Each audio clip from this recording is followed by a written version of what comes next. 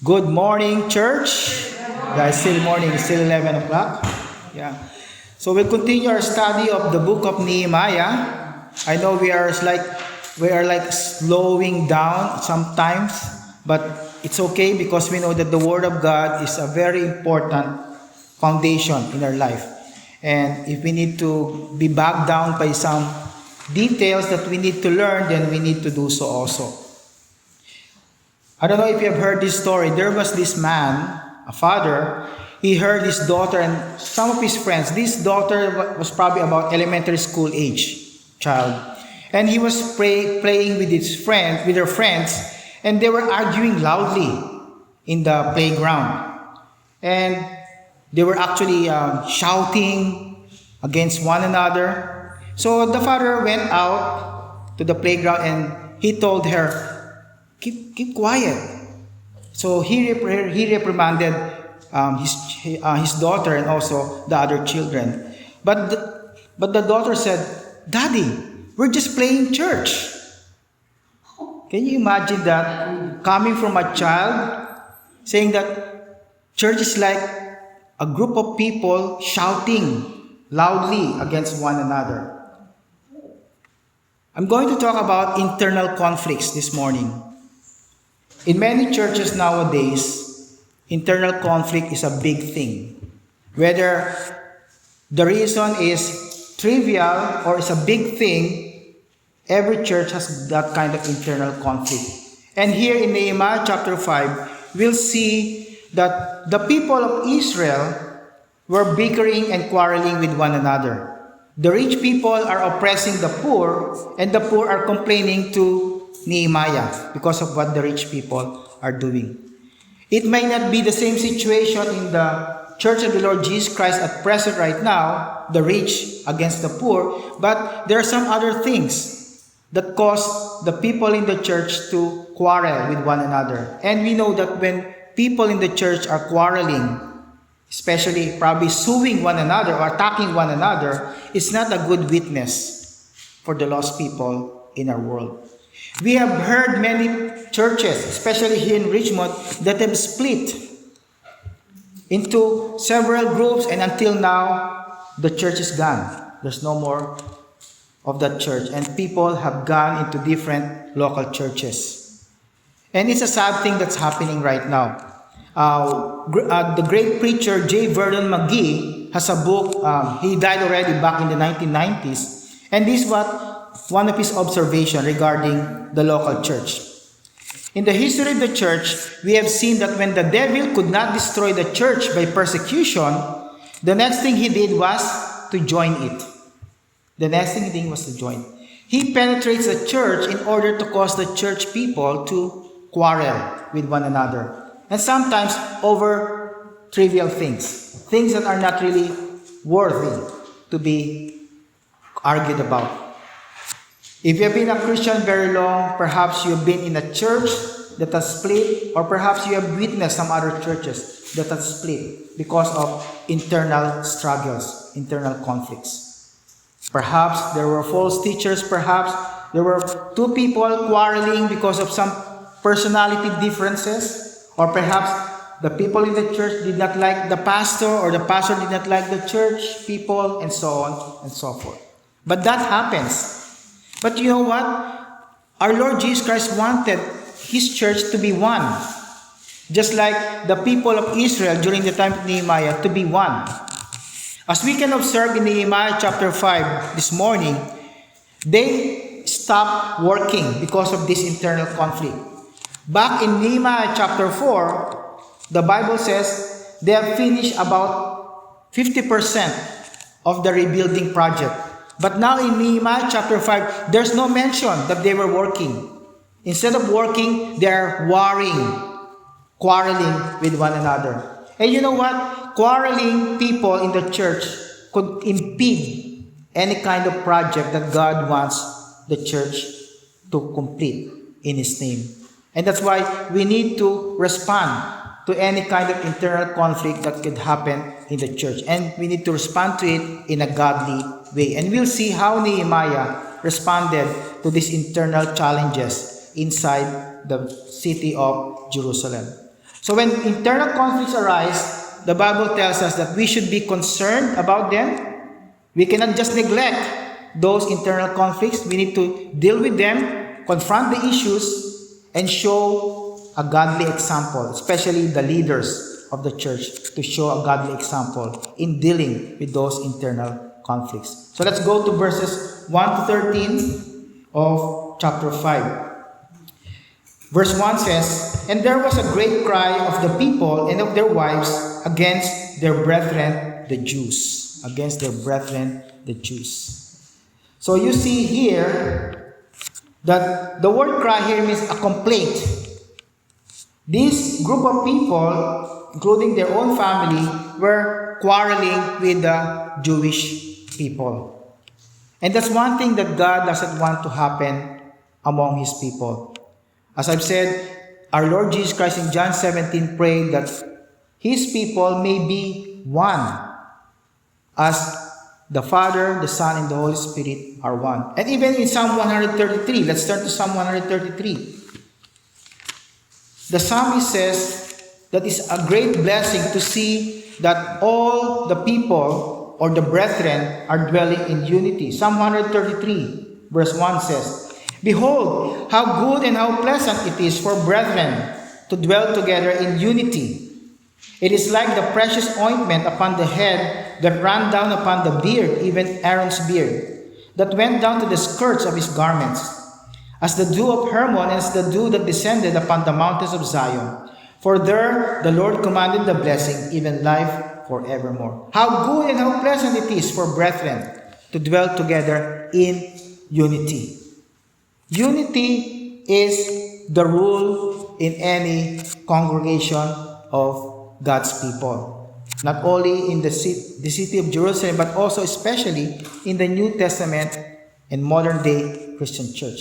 Unity is of the utmost importance to be dealt with. Because if there's no unity, what will happen? There will be division.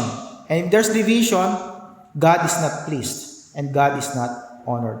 So let's bow our heads first and then commit this time to the Lord and ask Him to give us wisdom as we continue the understanding of this message. I pray, Lord, for your Holy Spirit to be upon us, to continue to give us wisdom and understanding.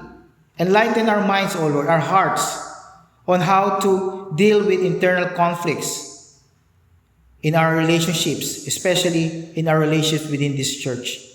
May you help us, Lord, to respond in a godly way, in a way that Jesus wants us to deal with these problems, with these issues. And I pray, Lord, that as we learn from this passage, we'll come out of this service, this building, renewed and refreshed, and enlightened of the new insights that you have taught us through this passage. In Jesus' name we pray.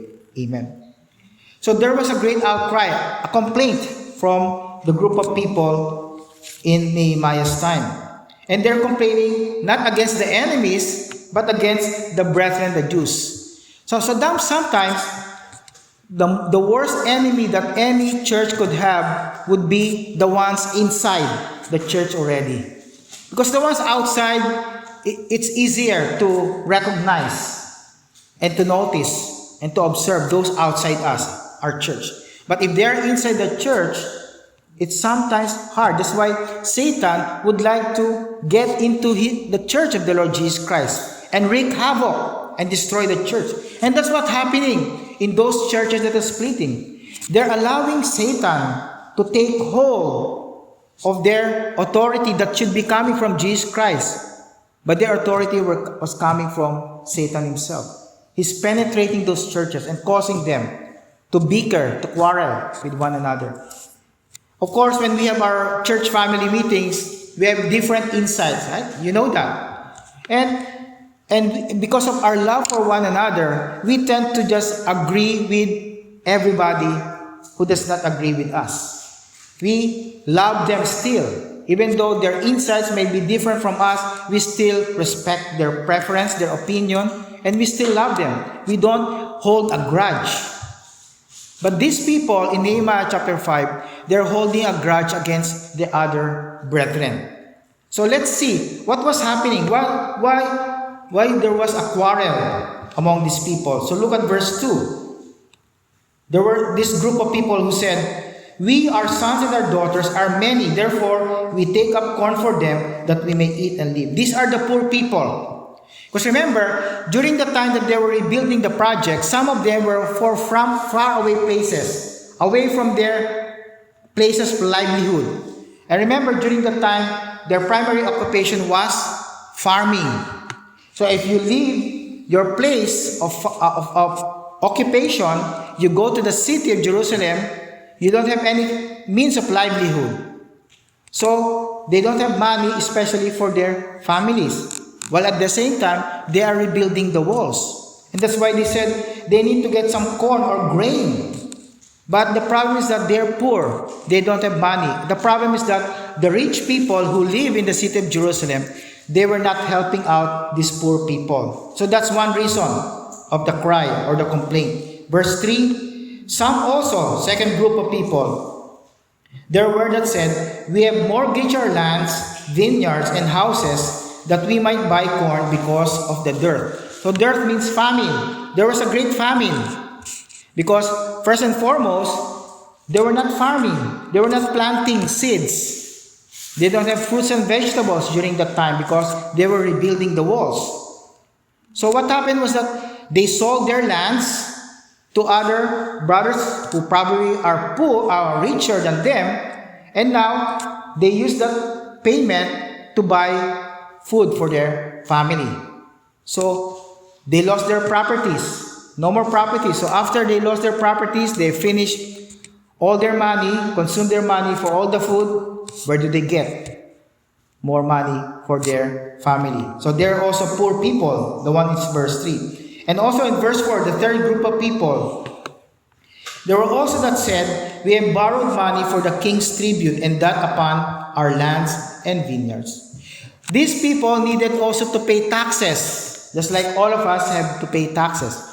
But these people cannot pay tax because they don't have a means of livelihood. So they borrow money from the rich people. And in verses 5 to 6, we see here, in verse 5, we see that these rich people are charging too much interest over the loans of their brethren. So look at verse 5. "Yet now our flesh is as the flesh of our brethren, our children as their children. And lo, we bring into bondage our sons and our daughters to be servants." So they sold their children to these rich people to become servants so that they can have money for food and also to pay the taxes of the king. "And some of our daughters are brought unto bondage already. Rather, neither it is in power to redeem them, for other men have our lands and vineyards." So these other men are the rich people because they have the money to buy their lands and their vineyards. And because those people, poor people, don't have money anymore, so they cannot pay the taxes and they cannot bring food for their families. But the problem is that these rich people, we'll see that later on in verse 7, but I'm going to tell you right now that these rich people are charging them too much interest. It's just like in the Philippines. Remember in the Philippines, we call it the 5-6 scheme, right? If I loan you for example, $5, you'll pay me back $6 at a certain time. So if you owe me $50, so that will be $60 that you need to pay after some time. So there's too much interest. The Bible did not tell God's people not to loan money to their brethren. But the Bible says, do not charge too much interest to people. Or sometimes, perhaps in the New Testament era, don't even expect them to pay you back. That's the better thing to do, right? But during that time, that's what they're doing. They're like business people. They charge interest to the poor. And the poor people don't have money anymore. They don't have lands. So how could they pay them back if they charge them too much interest? So that's a problem. But what is important here is how Nehemiah dealt with the problem. As we can see all the problems in our midst right now, not only in our church, but all over the world, the issue is not how to recognize the problem. The issue is how to respond to the issues or to the problems. And that's how we can see Nehemiah showed us a great example on how to deal with issues, especially among his group of people. So the first thing that he expressed here in verse 6 was this: I was very angry when I heard their cry in these words. In the Bible, there are two kinds of anger: righteous and unrighteous anger. Unrighteous anger is the human anger. And human anger is based on our pride. You get angry towards other people because that person deprived you of your self-rights. Righteous anger can also be manifested by any human being, especially by Christians, if the motivation is not because the person or the other person who offended you violated your rights, but because they offended your God. What kind of anger did Nehemiah express here? It's a righteous anger, just like Jesus Christ. Remember Jesus Christ's righteous anger when he saw all those business people outside the temple selling pigeons and everything for the sacrifices. What did he do? He got a whip and then threw all those tables by the business people. And he said, "You're using my father's house rather than a house of prayer. You're making a house of den or den of robbers. A house of robbers and thieves." That's what Nehemiah felt here. He was angry not towards the people, but because they have sinned against the Lord. They're causing the poor people to become poorer and the rich people to become richer. There's no more equality in this city. And Nehemiah was so angry about that. So his motivation was not because his rights were violated, but because God is offended by what's happening in the congregation of God's people. The same with the church. We can angry with what's happening in the church or even in the world that we live in right now, if we know that what's happening is because they are angering God. They're causing God to be offended, especially with all the sorts of wickedness that's happening in the world right now. We can be angry with people. We can be angry with their sinful lifestyle because they are violating God's commands. So that's righteous anger. And Nehemiah demonstrated that kind of anger. And after that, he did not stop just being angry. He did not say, "Oh, I'm angry. I'm so angry with what's happening. And that's it. I'm not going to do anything." He did something to correct the issue. That's the manifestation of a great leader in God's congregation. So in verse 7 it said, "Then I consulted with myself." It seems to be selfish because when we read this, you might say, he just consulted with himself, not with God. Actually, what he means here is that as I consult with myself, I am talking to the Lord. Because remember, all throughout the book of Nehemiah, this leader was always praying to the Lord. No matter what's happening in their life, he would always utter even a short and brief and concise prayer to the Lord. "Lord, help me. Lord, how can I deal with this problem?" That's the lifestyle of Nehemiah. So even though it says here he consulted with myself, he was also praying to the Lord. And then after that consulting with himself, he rebuked the nobles.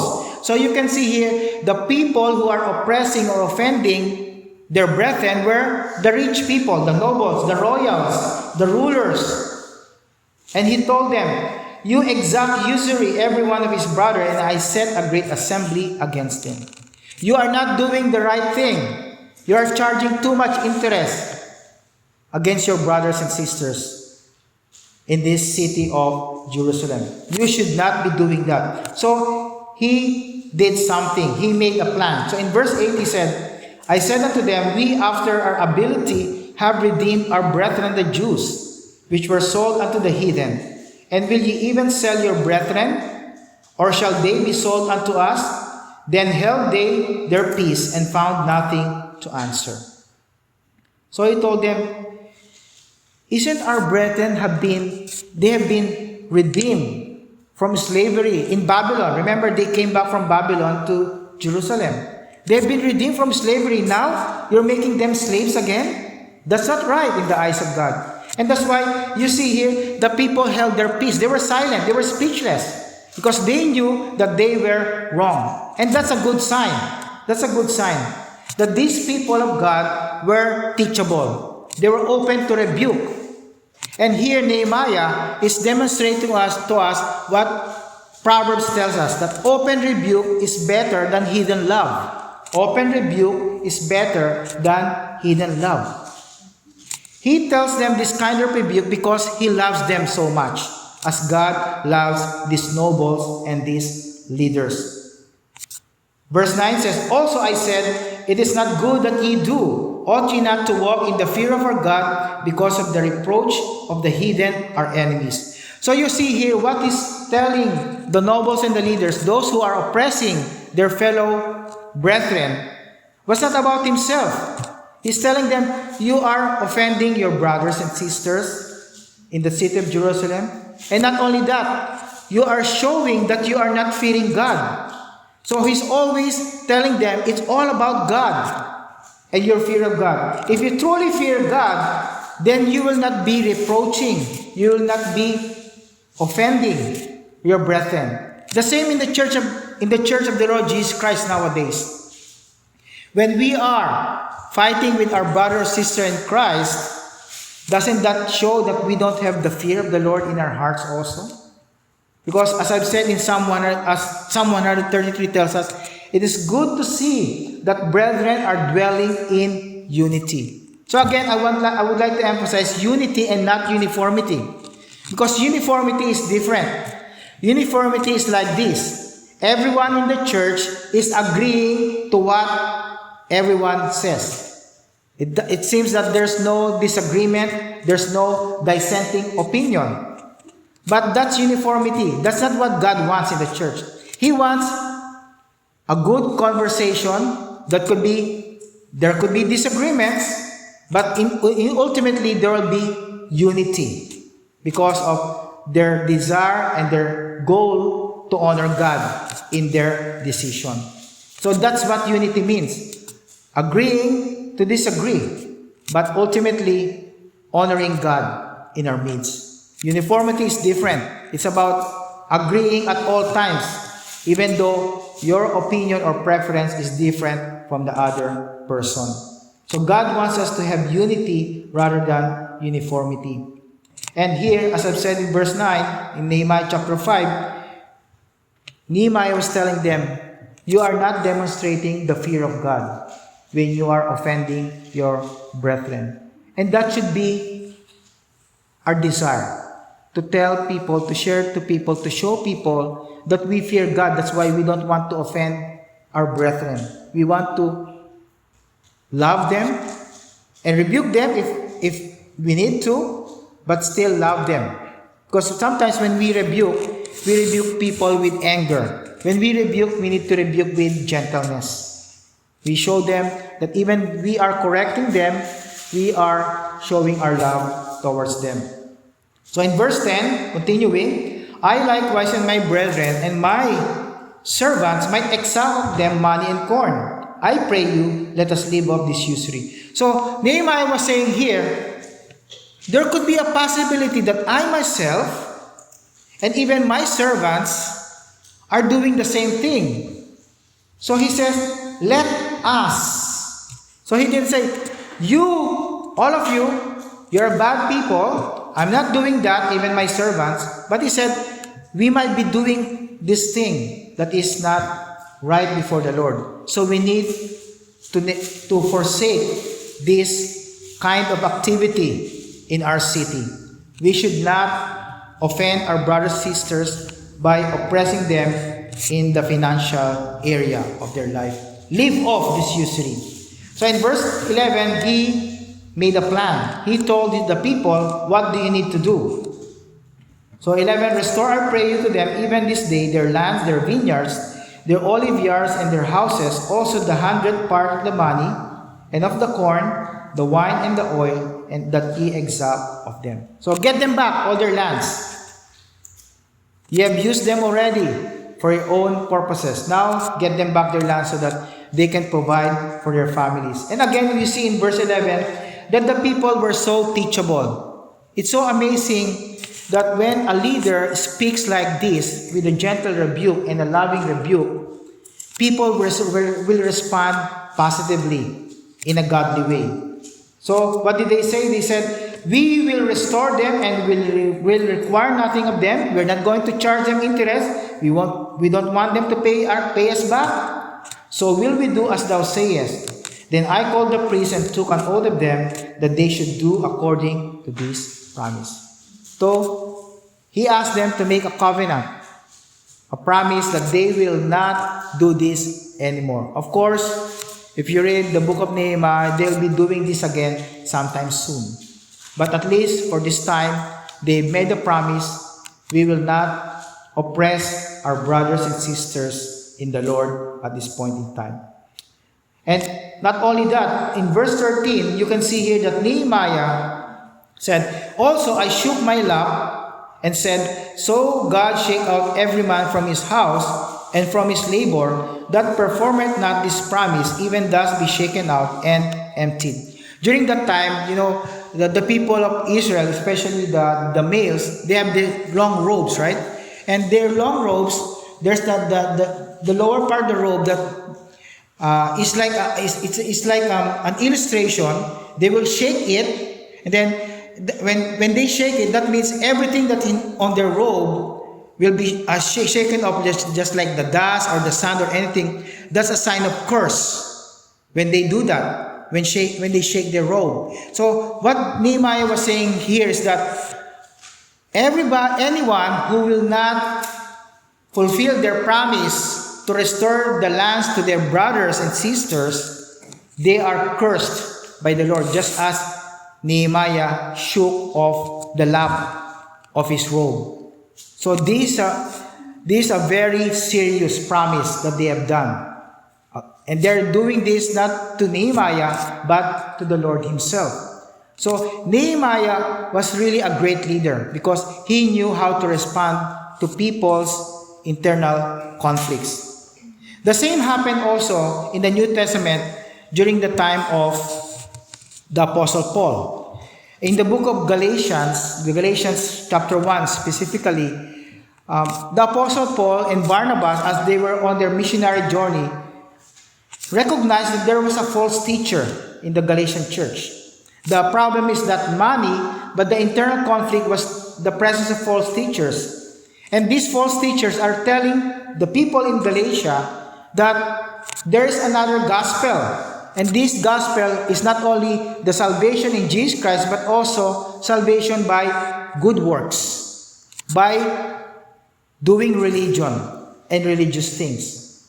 So, the Apostle Paul, having the authority from the Lord Jesus Christ, rebuked the Galatian church and the false teachers. There should be no other gospel, he said, because there's only one gospel, and that is the gospel of the Lord Jesus Christ. The same thing happened also in the church of Titus, in the island of Crete, in Titus chapter 1. There were so many rebellious people who are just talking, and decepting people because of their false teachings. And some of them are from the Judaism, the religion of Judaism. So he told Titus, silence those people, overthrow them, throw them away from the church, because they're going to destroy your church. And that's what the church of the Lord Jesus Christ nowadays should also be doing. If there's false teachers, we rebuke them. And if they don't want to be rebuked, they still want to remain in their ways, we need to throw them away. Excommunicate them from the church. Because they're not supposed to stay there. They are instruments of Satan. Just like the rich people and the noble people during the time of Nehemiah were being used by Satan also to destroy the unity of God's people. Because remember, Satan's ploy at all times, his tactics was not to bring us to hell, because as Christians we know that we're going to heaven. But if there will be chances and opportunities for Satan to trip us, to let us stumble along the way so that we will slow down rather than hasten the path to the coming of the Lord Jesus Christ, then he will do that. And he's succeeding until now. Because as I've been talking with one of our brothers in Christ a while ago, people, and especially Christians, don't have that sense of urgency to seek the lost people in our community and tell them about the gospel. And Satan is seemingly having the victory for some time now. Because we as God's people are just comfortable having Bible studies, attending worship services, but when we get out of this building through that door, we forget everything about the gospel. Perhaps sometime soon we should put in that door, ye are witnesses. As you go out, all of us are witnesses of the gospel. We forget that most of the time because when we get out of this building, the Bible, God, and the gospel is no longer a priority. Our priority becomes ourselves, our family, our job, our school, and everything except the Lord. And we need to change. As one sister said a while ago, what's happening right now in the world? All those wildfires, the severe, immoral principles and the wickedness of all the people in the world right now. Are we not sensing that the second coming of Jesus Christ is drawing closer and closer? And if we know that He's drawing closer and closer in His coming, what are we doing? Are we thinking about the temporary things, the earthly things, or the heavenly things that God wants us to set our affections toward? We need to change our mindset right now. There are false teachers roaming around in many churches, and there's so much immorality. We are like in the days of Noah and in the days of Jonah, in the days of Sodom and Gomorrah. All three combined.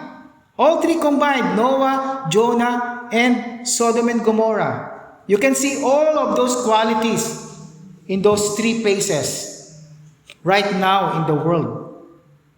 So how do we respond to that problem? Tell people about Jesus Christ. Tell them. We are not obliged to convert them because it's Jesus Christ who converts people. We are here responsible to tell them. Win those souls for Christ. That's what we can do as God's people.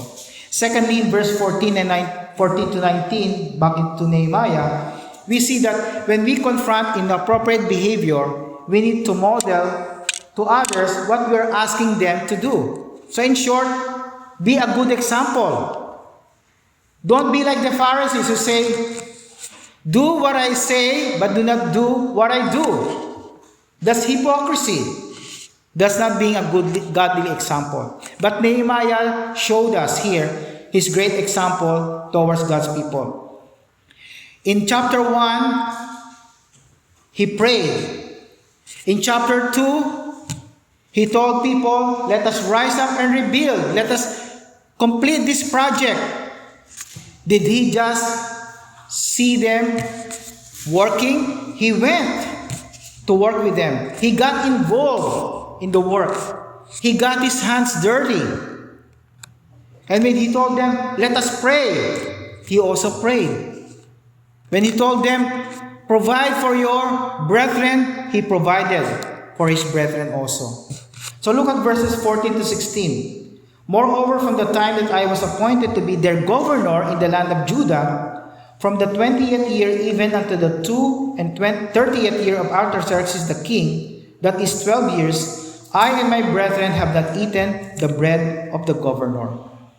You will see the bread of the governor later on. But you will see here that Nehemiah, for 12 years that he was in Jerusalem, aiding in the rebuilding of the walls, he did not partake of any food allotted for his family and for his servants. He paid for his own food. He had his own paycheck if we call it paycheck or probably salary, but he did not ask God's people to provide for his own food. Leaders during that time can be provided with those food also. They live lavishly, extravagantly. They live like royal people, royalties. Right? But Nehemiah said, I would not do that because I don't want to burden God's people. So he's showing here as an unselfish and a selfless kind of leader. In verse 15 he says, but the former governors that had been before me were chargeable unto the people, and had taken of them bread and wine, beside 40 shekels of silver. So 40 shekels of silver were their paycheck, their salary. But aside from that, the previous governors before Nehemiah, they were also taking extra things. And their slaves were taking advantage of God's people. He said, I did not do the same thing because of the fear of God. So you see, my brethren, the Bible is so true. The Bible tells us in Proverbs chapter 1 verse 7 and also in Proverbs chapter 9 verse 10, the fear of the Lord is the beginning of knowledge or wisdom. How can Nehemiah have this kind of wisdom on how to deal with people? Because he has the fear of God. He respected God so much, he revered God so much that he cannot violate his commands. And then God gave him wisdom over his people, the people that God put under his rule, under his leadership for the past 12 years. Verse 16 says, yea, also I continued in the work of this wall, neither bought we any land. He did not buy any land. And all my servants were gathered thither unto the work. He was not a dictator. He did not say, okay, you repair this part of the wall, this part of the wall, and me and my servants, I will just oversee. We will just be spectators. No, he said, we worked with you. We work with you. That's an expression of servant leadership. Nowadays, we see that, especially in the business world, leaders are not really servant leaders. Leaders are just dictators. That's why they're called CEOs or COOs or what BOOs or whatever OOs are they. But they never serve their people. They want to be served. And that's what Jesus Christ said. The Son of Man did not come to be ministered unto, but to minister. So we, not only the leader, but all of us as Christians, we are here not to be served, but to serve God and to serve the people in our world. Nehemiah demonstrated that servant leadership.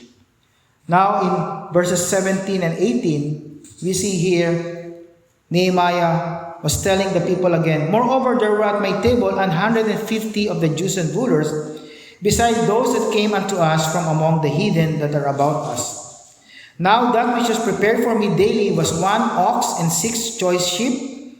All fowls were prepared for me, and once in 10 days store of all sorts of wine. Yet, for all this required that I the bread of the governor, because the bondage was heavy upon these people.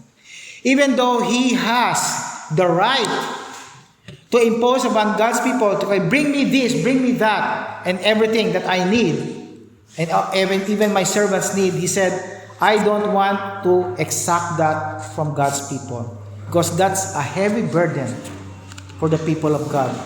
I have my own 40 shekels of silver. That will be enough for me and my servants and my whole household.